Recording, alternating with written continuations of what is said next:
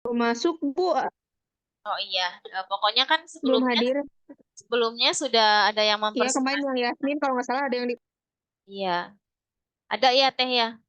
Nah, itu ditambah koso IRM atau enggak 5 komponen. Yang 5 komponen itu berdasarkan koso itu adalah ini apa namanya Teh?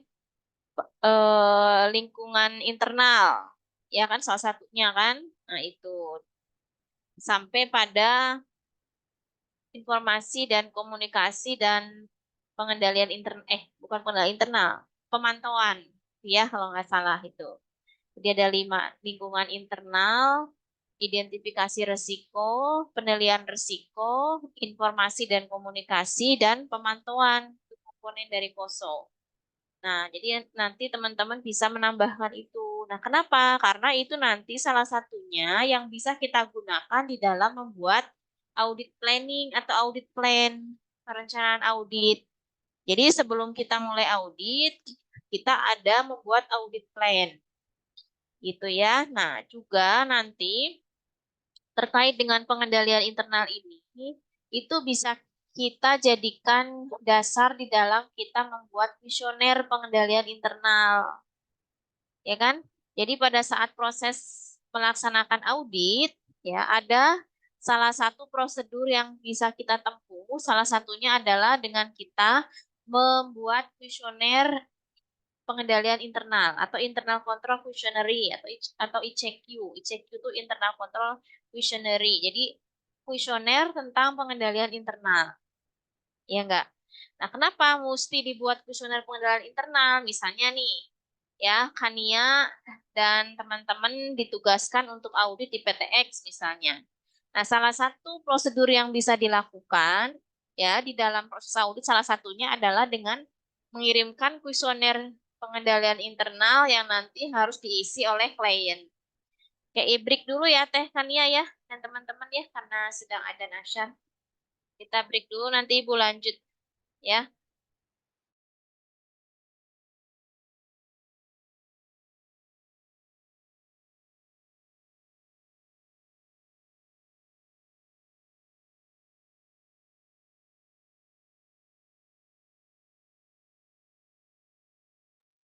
Oke, kita lanjutkan ya.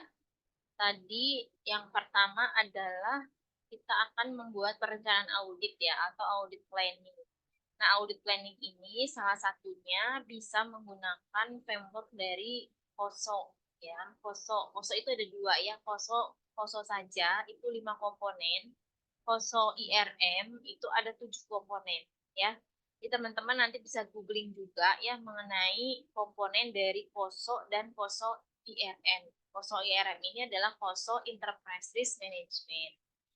Nah, selain sebagai salah satu framework di dalam membuat audit plan, ya, si KOSO ini bisa juga sebagai dasar teman-teman untuk membuat kuesioner pengendalian internal atau internal control questionnaire ICQ. Nah, ini adalah langkah awal sebelum teman-teman melaksanakan audit ya. Jadi ini yang dilakukan. Nah, audit plan ini itu dilakukan misalnya teman-teman itu sebagai seorang auditor ya, auditor itu kan bisa auditor internal, bisa juga auditor eksternal. Ya, Bu Yani ya.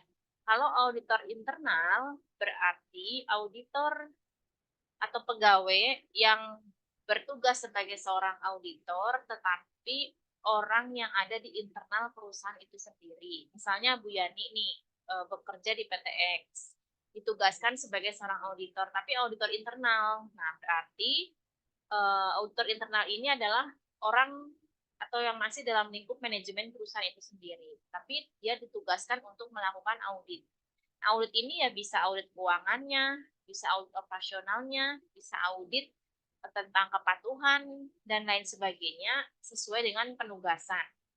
Nah, sedangkan kalau misalnya Bu Yani ini adalah auditor eksternal, berarti Bu Yani ini adalah bekerja di kantor akuntan publik atau KAP. Ya, nah KAP ini itu di luar dari perusahaan. Ya, jadi ada dua, ada auditor internal, ada auditor eksternal. Nah, kalau auditor eksternal ini hasil daripada yang dia audit Tergantung penugasan juga. Misalnya penugasannya audit keuangan. Nah, berarti tentang kewajaran laporan keuangan. Apakah sesuai dengan standar akuntansi atau tidak. Itu ya Bu Yani ya, teman-teman. Dan auditor eksternal ini itu harus di bawah naungan kantor akuntan publik. Ya, jadi kantor akuntan publik ini seseorang boleh buka kantor akuntan publik kalau dia berprofesi sebagai seorang akuntan dan sudah memiliki sertifikasi CPA dari IAP, Ikatan Akuntan Publik Indonesia. Jadi kalau Bu Yani jadi auditor eksternal, bekerja di KAP misalnya ya, nah itu kalau ingin buka praktek sebagai auditor eksternal atau buka kantor akuntan publik, Bu Yani harus mengantongi sertifikasi CPA, CPA ya tulisannya. Nah, kalau misalnya tidak mengantongi CPA, itu tidak berhak untuk menjadi seorang akuntan publik, terus tidak berhak untuk mengaudit perusahaan atau entitas tertentu, gitu ya. Nah, sekarang sebelum kita melaksanakan audit, audit planning atau audit plan seperti apa yang bisa kita lakukan. Ibu sudah pernah mencontohkan belum Bu Yani bagaimana kita membuat audit plan dengan menggunakan framework dari KOSO yang 5 komponen. Sudah belum Bu Yani? Belum pernah. Belum pernah ya? Ya sudah, kita mulai dari awal. Bagaimana kita membuat audit plan? Nanti bagaimana kita membuat kuesioner pengendalian internal ya? Nanti Ibu akan contohkan. Nah, sekarang yang pertama bagaimana kita membuat audit plan? Nah, ini adalah cara kita membuat audit plan dengan menggunakan KOSO ya, KOSO 5 komponen. Kalau teman yang kemarin telah mempresentasikan mengenai pengendalian internal ya, itu bagus. Jadi ditambahkan dengan komponen dari itu apa namanya teh? Yang KOSO ya, sebentar Ibu buka. Nah, ini adalah contoh audit plan. Ini bisa teman-teman gunakan ketika teman-teman ditugaskan sebagai seorang auditor internal juga. Ibu nggak Ya, muncul layarnya. ya, sebentar. Nah, teman-teman bisa menggunakan ini ya. Ini adalah contoh audit plan.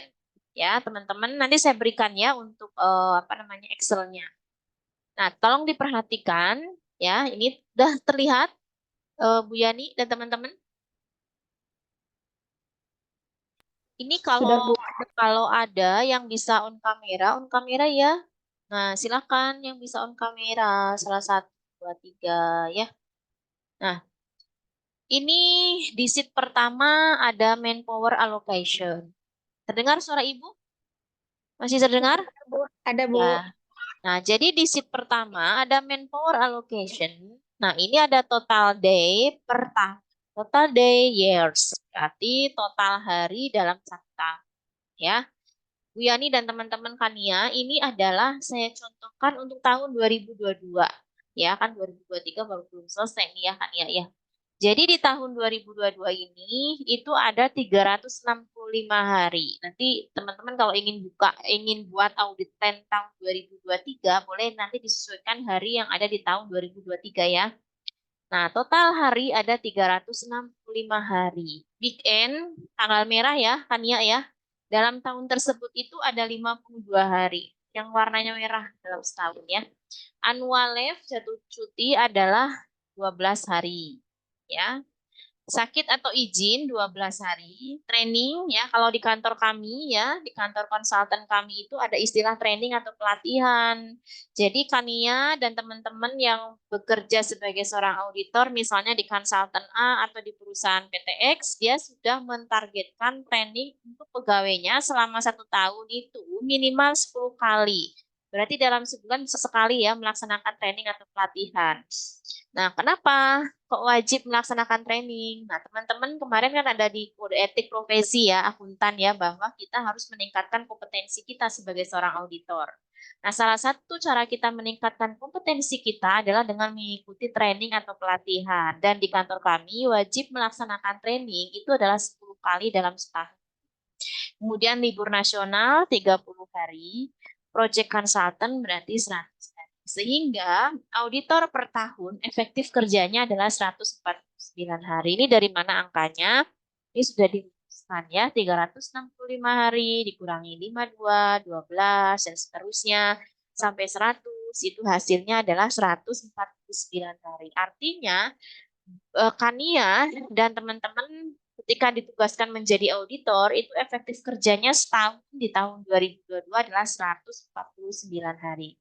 Ini adalah manpower allocation. Nilai ini akan nyambung nanti di risk reassessment model.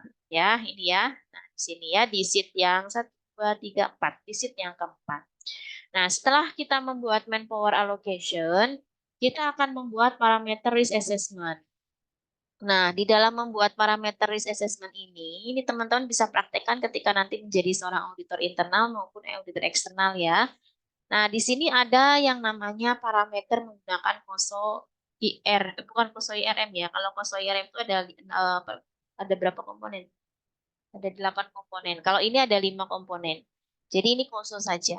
Nah, ini ada 5 komponen. Yang pertama adalah control environment yang tadi saya katakan ya, kan ya. Control environment ini adalah lingkungan internal. Yang kedua ada risk assessment, berarti penilaian risiko, ya risk kan risiko ya, assessment penilaian. Kemudian control activity artinya kegiatan pengendalian, informasi dan komunikasi ini ya, yang keempat dan yang terakhir adalah pengawasan atau monitoring atau pemantauan. Nah, ini adalah 5 komponen berdasarkan POSO. Ya, nanti teman-teman bisa cek ya di POSO ya. Di googling, coba aja sekarang di googling kan ya. POSO framework berdasarkan POSO ada 5 komponen, ini betul nggak kan ya? Silakan dicek ya. Belum ibu lanjutkan.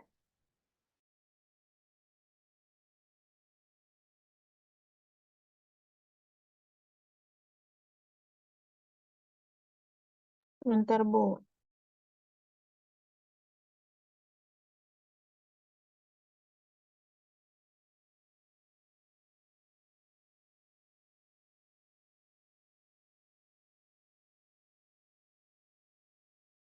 Gimana Kania? Ada 5 komponen bukan? Halo Bentar, Kania. Bu. Loading, Bu. Coba yang lainnya googling di Ada, Bu. berapa? Ada 5 komponen. Iya, betul. Nah, jadi yang kemarin presentasi juga ditambahkan ya, materi kan waktu itu Ibu sudah sampaikan. Nah, jadi di sini suara Ibu kalau tidak terdengar, tolong kasih tahu ya, Kania ya. Misalkan suara Bu. Ibu jadi melemah gitu ya, kasih tahu. Ibu nggak tahu nih, yang tahu kan Anda. Jadi Anda jangan diem aja ya. Ada, Bu. Ketemu, Bu. Ada 5 komponennya. Ya, Ya, nah ini. control internal control framework. Iya betul ya, control environment, risk assessment, control activity, informasi dan komunikasi dan monitoring ya, betul ya.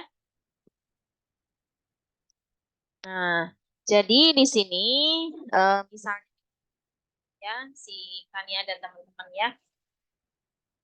Di sini kan namanya parameter menggunakan COSO ya. Kita pakai COSO framework di sini ya, di mana ada control environment, artinya lingkungan pengendalian. Nah, intinya ada kebijakannya atau tidak.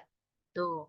Lingkungan pengendalian itu adalah bagaimana suatu perusahaan ini bisa mengontrol operasional perusahaan secara garis besar. Contoh, ada job desk-nya atau tidak. Ya, ada kebijakan SK yang terkait, misalnya GCG enggak.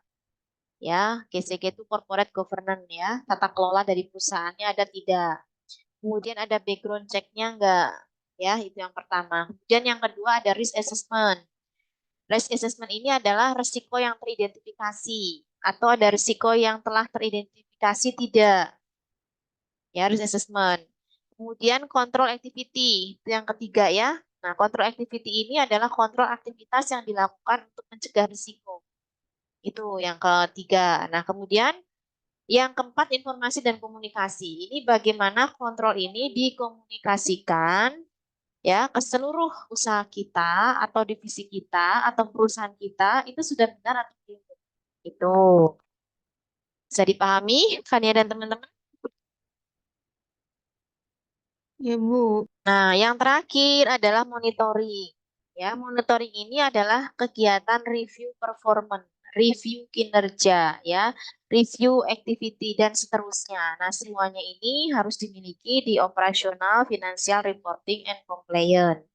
Nah, ada 3 unsur. Ini harus menyerap kosong.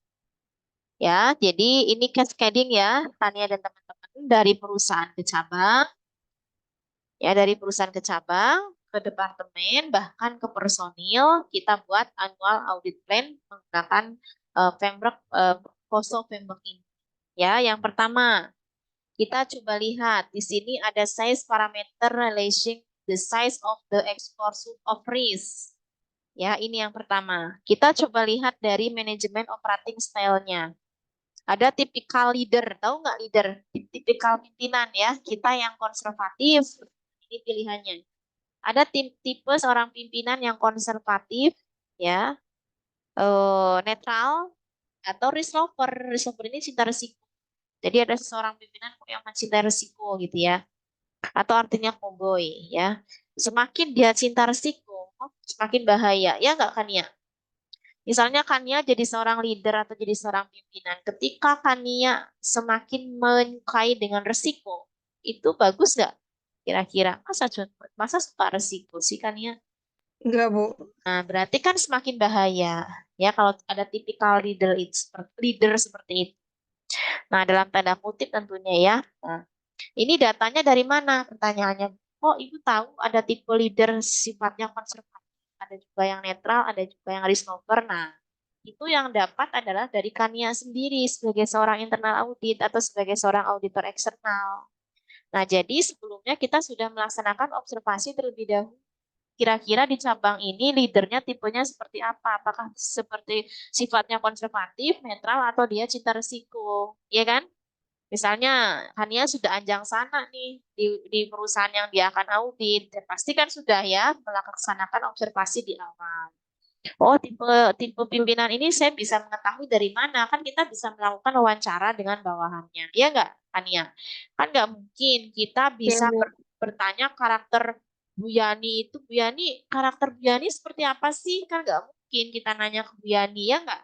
Kita bisa nanya bagaimana karakter Bu Yani sebagai seorang leader itu kepada teman sejawat, ya nggak? Misalnya ke bawahan Bu Yani, ataukah ke rekan Bu Yani, ya kan? Oh, Bu Yani tuh orangnya konservatif misalnya, atau oh, Bu Yani itu baik loh, netral ke siapa aja misalnya. Nah, itu yang bisa menilai diri kita kan orang lain ya nggak? Kan ya? Iya, Bu. Iya, kan nggak mungkin Bu Yani ditanya, saya itu seorang leader yang netral misalnya. Kan nggak mungkin. Percaya nggak kalau ikannya bertanya itu ke Bu Yani sendiri? Ya nggak? Itu kan kata Bu Yani, ya kan? Kalau kata orang lain, nah, jadi tahunya data ini ya dari kita sendiri sebagai seorang internal audit, bagaimana kita mengetahui beberapa tipe dari leader yang ada di cabang yang akan kita audit. Gitu ya. Nah, nanti dari pertanyaan yang kita buat ini, Kania dan teman-teman, nanti tinggal kita cek saja di cabang A ini tipenya konservatif. Misalnya kita berarti kalau konservatif nilainya 1. Kalau netral berarti 2. Nah, kalau solver cinta resiko, misalkan Bu Yani cinta resiko nih misalnya, berarti nilainya 3. Itu kan bahaya. Ini nilainya semakin besar, semakin beresiko, semakin besar skornya begitu loh. Nah, itu yang pertama. Terus yang kedua adalah clear police ya. Polisnya tersedia untuk semua proses bisnis di cabang. Ya, polisnya jelas tidak dari 100% ada kebijakannya atau cuma 3, 2 nggak ada. Nah, jadi kalau 100% tersedia berarti skornya 1. 50-80% tersedia kebijakan terkait dengan proses bisnis yang ada di cabang berarti skornya 2. Nah, kurang dari 50% tersedia berarti skornya 3. Gitu ya, Tania ya. Dan teman-teman, nah, yang ketiga adalah number employee. Banyaknya karyawan di cabang, bil dari rata-rata karyawan perusahaan per cabang, angka di sini hanya contoh ya, bisa disesuaikan di perusahaan atau di masing-masing perusahaan. Number employee di sini artinya semakin banyak cabang memanage employee, semakin besar resikonya atau semakin besar case terpilih menjadi audit yang kita prioritaskan. Itu kan? Nah, misalnya kurang dari 800, itu skornya 1. 801 sampai 1600 skornya 2. Lebih dari 1600 skornya adalah 3. Kemudian yang selanjutnya adalah complete organization structure. Ini artinya kelengkapan struktur organisasi dengan power yang ada atau tidak rangkap jabatan. Kalau ada rangkap jabatan bagus nggak Kania dan teman-teman? Misalnya Kania ditugaskan sebagai bagian keuangan, tapi juga ditugaskan sebagai bagian akuntansi. Bagus nggak? Tidak, Bu. Boleh Kenapa? aja, Bu. Soalnya saya sekarang di tempat kerja seperti itu, Bu. Oke, jadi kalau ada rangkap jabatan itu nggak bagus. Kenapa? Karena masa yang nyatet sama yang mengeluarkan uang adalah orang yang sama, bagus nggak? Ya bagus-bagus aja sih sebetulnya ya kalau bisa dipercaya ya nggak kan ya. Tapi kalau misalnya kita berbicara internal kontrol atau pengendalian internal dari salah satu perusahaan, salah satunya adalah tidak rangkap jabatan. Kenapa? Karena bisa saja terjadi fraud atau kecurangan, ya kan? Itu loh. Mungkin kalau berada pada posisi orang yang amanah, oke tidak masalah. Tapi kalau misalnya kita kan nggak tahu ya kan ya dan teman-teman. Misalkan suatu saat si A ya, jadi udah jadi bagian akuntansi, bagian kasir, bahkan bagian marketing juga ya dalam satu posisi. Jadi satu orang bisa memegang beberapa posisi misalnya. Nah itu tidak diperkenankan. Kalau ada yang seperti itu, berarti resikonya besar dan skornya besar. Jadi bukan satu, bisa 3. Gitu loh. Artinya apa? Kalau ada kondisi seperti itu menjadi prioritas untuk diaudit terlebih dahulu gitu loh kan ya. Gitu loh. Tapi kalau di cabang tersebut tidak ada rangkap jabatan, bagian akuntansi sendiri, kasir sendiri, itu sendiri, nah itu bagus. Artinya ketika kita memilih cabang A dibanding cabang B yang terjadi rangkap jabatan, kita berarti memprioritaskan yang cabang B terlebih dahulu untuk yang diaudit. Kenapa? Karena tingkat risikonya lebih besar dibandingkan cabang A itu. Bisa dipahami nggak? Bisa, Bu.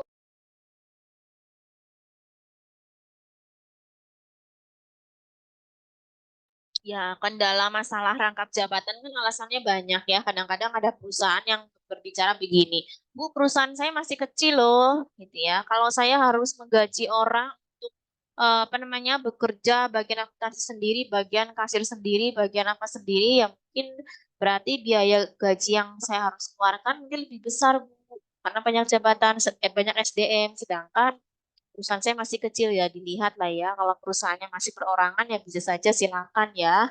Tapi kalau perusahaannya sudah besar, kondisi tersebut tidak diperkenankan, apapun alasannya, begitu.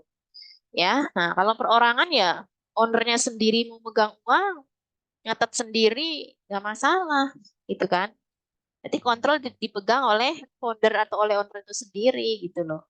Nah kalau sekelas perusahaan yang sudah besar, masa masih itu jadi rangkap jabatan? Nah itu tidak diperkenankan. Nah, kalau 90 sampai 100 telah terisi oleh VAC terkait, misalnya ya itu berarti skornya 1. 50 sampai 89 terisi, berarti 2. Kurang dari 50% terisi, berarti 3. Berarti kalau ada di tempat teman-teman yang masih ada rangkap jabatan, berarti skornya 3. Layaklah untuk diaudit terlebih dahulu ya, seperti itu. Kemudian inherent risk lover, itu level resiko bawaan sebelum dilakukan kontrol. Nah, inherent risk lover ini, jika teman-teman punya risk register di perusahaan masing-masing itu lebih bagus ya. Tinggal dilihat risk register inherent risk lover. Inherent risk-nya itu low, medium, high, atau extreme. Bu, kalau saya nggak punya di perusahaan saya belum ada loh, Bu. Apa namanya? Inherent risk levelnya. Ya sudah, berarti kalau begitu teman-teman tinggal tentukan saja ya. Itu posisinya di low, medium, high, atau extreme. Kalau di perusahaan tersebut belum ada inherent risk levelnya. Gitu ya. Kemudian net profit margin. Nah, laba bersih cabang. Ini begini, semakin sedikit dia menghasilkan target, nilainya semakin besar. Atau bisa jadi begini teman-teman, kontribusi cabang ini terhadap pendapatan perusahaan kalau hanya 14% ke bawah, maka semakin tinggi kontribusi dia ke corporate, maka semakin bahaya. Maka ini prioritas yang harus kita pilih. Misalnya 14%, 1, 15 sampai 25, 2, dan seterusnya. Nah, itu disesuaikan saja dengan kondisi di cabang masing-masing atau di klien masing-masing gitu ya. Kemudian yang selanjutnya adalah compliant issue from last audit, penyelesaian hasil pending audit terakhir. Ini maksudnya begini kan ya dan teman-teman ya, bagaimana penyelesaian audit tahun lalu? Ternyata follow up-nya tidak bagus Bu, dari 10 item cuma 3 yang selesai, sisanya belum. Nah, maka ini perlu kita audit. Jadi kalau audit tahun lalu ternyata di cabang atau di klien tersebut belum selesai atau belum tuntas gitu ya, itu layak menjadi prioritas kita audit terlebih dahulu. Ya, kita tinggal lihat saja misalnya kurang dari 90% Bu, ya berarti skornya 1. 50 sampai 89 berarti 2, kurang dari 49% adalah 3. Ya, ini bisa kita cek saja nanti per masing-masing klien yang kita pilih. Kemudian yang selanjutnya adalah cash yang dihasilkan dari operasional atau cash flow. Ini maksudnya begini ya Bu Yani ya. Berapa banyak cash yang dihasilkan? Cash yang dihasilkan ini nanti kita bandingkan dengan budget. Kalau misalnya dia harus menghasilkan cashnya 100 juta Bu Yani dan teman-teman, tetapi hasilnya cuma 20 juta, maka ini bahaya. Jadi kalau misalnya kita budgetkan cabang ini cashnya 100 juta, faktanya itu hanya 20 juta. Nah ini yang menjadi prioritas kita pilih. Jadi kita bisa lihat saja nanti 90-100% dibanding budget. Cash flow-nya ya. Itu skornya 1, berarti bagus ya. 50-89% dibandingkan budget itu skornya 2. Kurang dari 49% dibandingkan budget ini skornya adalah 3. Gitu ya. Nah, kemudian yang selanjutnya adalah laporan fraud. Laporan fraud itu laporan kecurangan ya. Jika laporan fraud ini maksudnya dalam 1 tahun terakhir.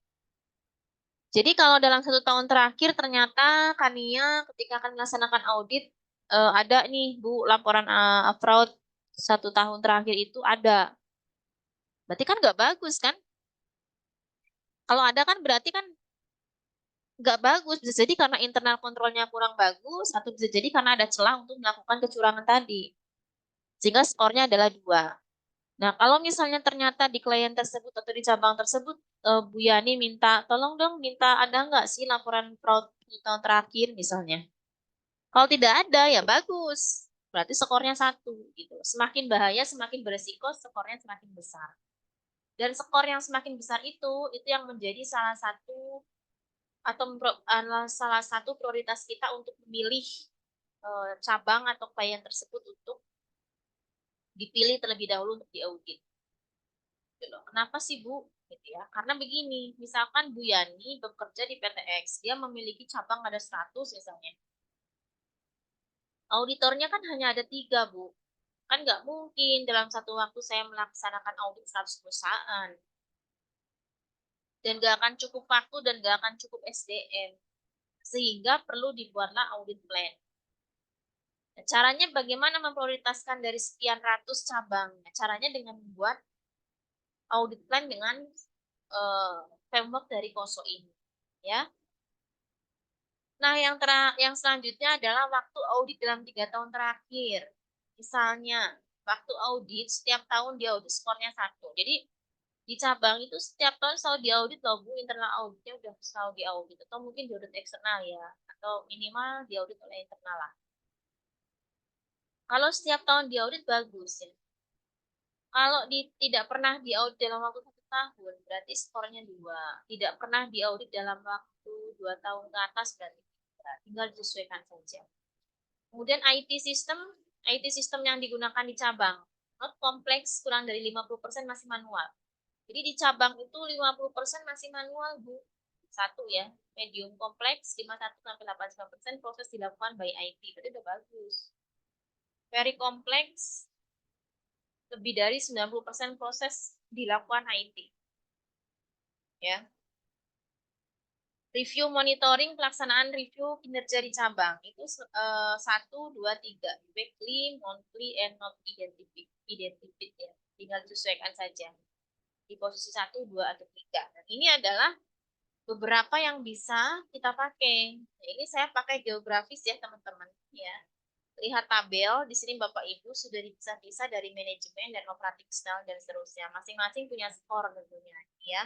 Jika skornya yang lebih dari 5, maka dia adalah top ekstrim dan seterusnya. Nah, setelah teman-teman membuat ini dengan framework daripada KOSO, maka selanjutnya langkahnya kita membuat risk assessment model. Nah, risk assessment model ini sudah ada formatnya. Ini Ibu contohkan misalnya ada beberapa cabang ya, 1, 2, 3, 4, 5, 6, 7, ada 8 cabang ya. Mana sih yang kita prioritaskan untuk dipilih untuk diaudit terlebih dahulu. Ini dibuat tabelnya, kita buat relative audit priority, ya ini ada extreme, high, medium, low. Jadi yang ada di posisi ekstrim, inilah yang layak kita prioritaskan audit lebih dahulu. Nah, ini masih menggunakan POSO tadi. Hasil yang tadi kita sudah buat, parameter risk assessment tadi, per cabangnya kita skor berdasarkan kondisi yang ada. Kita nilai, kita masukkan ke dalam kolom skor ini. Misalnya, control improvement. Control improvement ini, itu adalah terkait pertanyaan manajemen dan operating style, clear policy, number of employee, dan complete organization structure. Ini kita tinggal ngutip saja dari sini. Ini ya teman-teman ya. Ini kan manajemen operating style, clear policy, number employee, complete organization, ya kan? Nah, ini itu tinggal masukin saja ke sini, gitu ya. Nah, ini angka 3 ini dari mana, Bu? Nah, misalnya, pada saat mengisi parameter risk assessment untuk cabang Manado, misalnya, ketika Bu Yani ke cabang Manado, dicek ya, ternyata tipe leadernya itu adalah risk lover, sehingga nilainya adalah 3. Jadi angka-angka di sini itu adalah hasil daripada kita melihat kondisi di cabang masing-masing, ya kan? Jadi pahami Bu Yani dan teman-teman? Sebu. Nah, jadi di Manado tipe leadernya adalah risk lover. Atau misalnya konservatif ya tinggal diisi angka 1. Ini diisi manual aja begini ya. Hanya ini ceritanya itu menggunakan risk lover. Clear policy. Ya, clear policy ini apa? Gitu ya, nanti disesuaikan saja.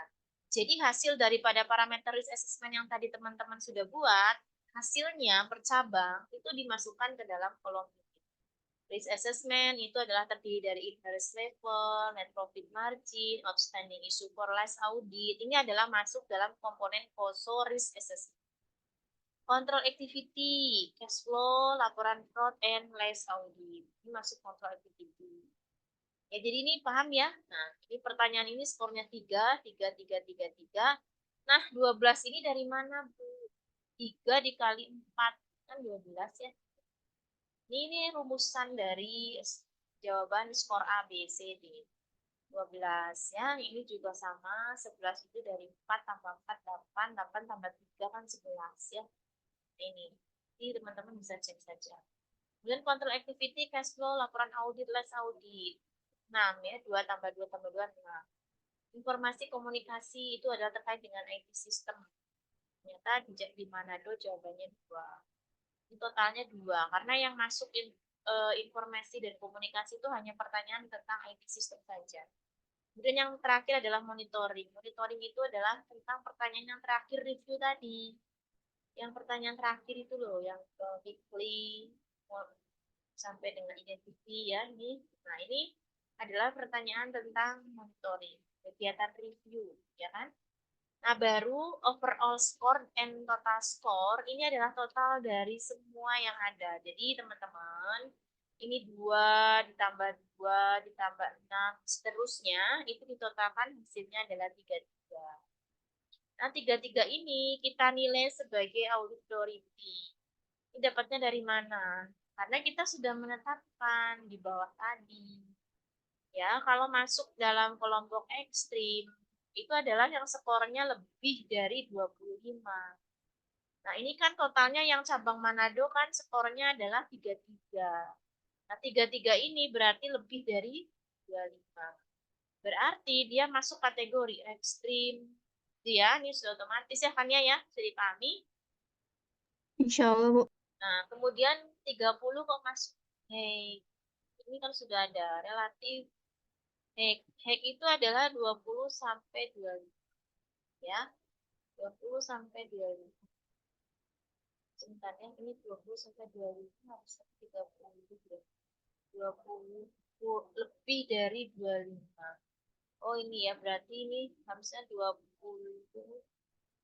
Oh, oh iya iya. Lebih dari 25 itu masuk top priority auditing.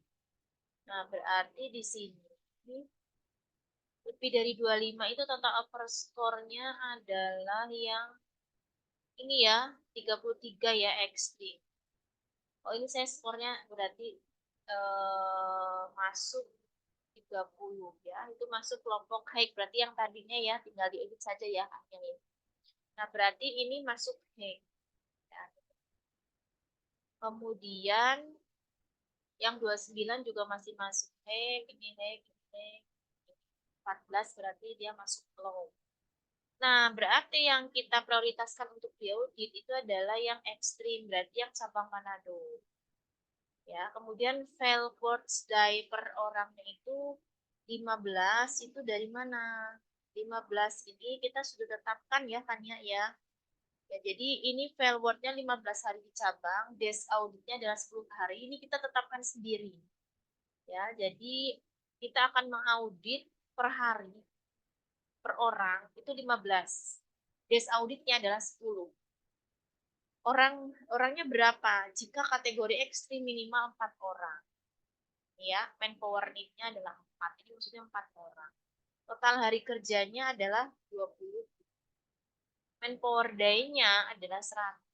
Ya, 25 dikali 4 ya 100. Seterusnya ini di bawah kita dirumuskan saja. Sehingga total manpower-nya itu adalah 505. Ya, tetapkan semua dari atas ke bawah. Total manpower need ekstrimnya adalah 445. Ya. Jadi total manpower need ekstrim ini maksudnya begini ya kan ya. Tadi kan kenapa sih Bu? Ini kan total skor 30 harusnya masuk ke ekstrim ya kan tadi ya berdasarkan audit quality yang tadi di bawah. Nah, jadi ketika nilai skornya overall di atas 30 ke atas gitu ya, Ibu masukkan dalam kelompok hate. Jadi sebetulnya 30 juga masih masuk kelompok ekstrim sebetulnya ya. Betul, harusnya ya kalau berdasarkan tadi ketentuan yang tadi. Nah, sehingga yang prioritas kita audit ini yang paling besar kan ini yang 33. Jadi ini Ibu kelompokkan ke ekstrim. Nanti kalau memang mencukupi waktu, berarti untuk langkah selanjutnya yang kita audit adalah yang ini. Ini baru yang ini ya yang 30 baru yang lainnya. Ya. Tapi kalau dari 8 1 2 3 4 5 6 7 8 dari 8 ini kita hanya memilih satu cabang, berarti yang kita pilih adalah yang Manado saja ya, hanya yang ekstrim saja. Yang lainnya nggak usah diaudit. Ya, seperti itu. Kalau jumlah auditornya tuh ada 3. Ya, ini kan jumlah auditornya ada 3. Misalnya gitu ya. Nah, hari kerja efektif orang ini berdasarkan manpower allocation 149 hari. Total manpower aktual ini 447. 149 dikali 3 itu hasilnya ini apa 447. Overnya adalah 2 ya ini ya 445 apa namanya 447 dikurangi 445 itu jadi over ordernya adalah 2.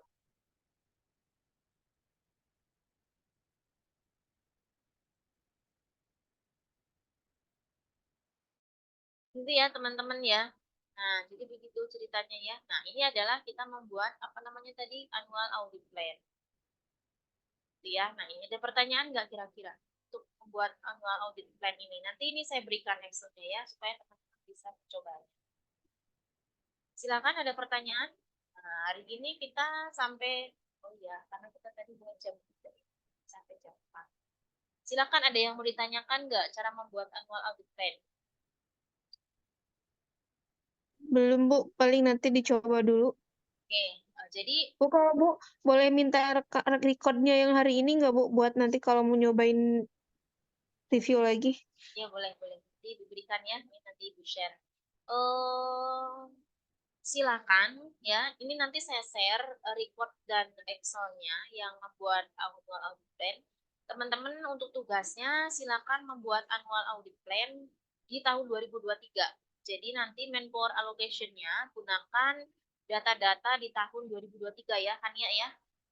Ya. Ini ya, data-data ini nanti membuat yang di tahun manpower allocation-nya buat untuk yang tahun 2023 ya, pasti berbeda kan? Ya enggak Kania? Dan untuk data-data lain nanti silakan saja bisa disesuaikan. Ini ya, yang ini ya. Boleh menggunakan tipe leader yang lain. Tidak harus konservatif, netral, dan risk lover. Jadi seolah-olah teman-teman ini sedang membuat annual audit plan bisa menggunakan tipe seorang pimpinan tidak harus seperti ini. Tidak harus konservatif, netral, dan risk lover. Bisa menggunakan tipe-tipe yang ada di tempat Bapak Ibu masing-masing. Misalnya seperti apa kan tergantung di tempat klien masing-masing, ya kan? Nah, jadi nanti si COSO framework ini tetap sama ya, manajemen operating style-nya tetap sama, gaya memimpin itu sama. Hanya tipenya itu pasti harus berbeda setiap perusahaan. Tadi Ibu sudah katakan, ini tahunya dari mana Bu? Ya dari internal audit itu sendiri.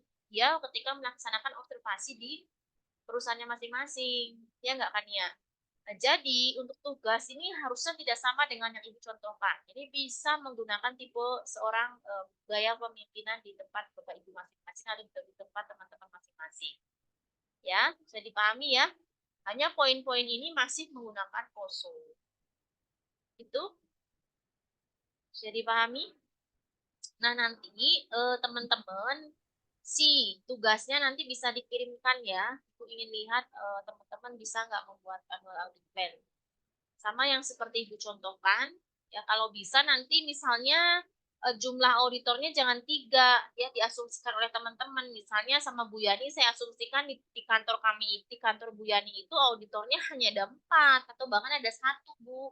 Di saya tuh nggak ada loh Bu auditor, hanya saya sendiri ya. Saya sebagai seorang kepala auditor, saya juga sebagai seorang bawahan misalnya karena keterbatasan SDM. Silakan disesuaikan dengan kondisi masing-masing. Gitu ya, Kania ya. Oke.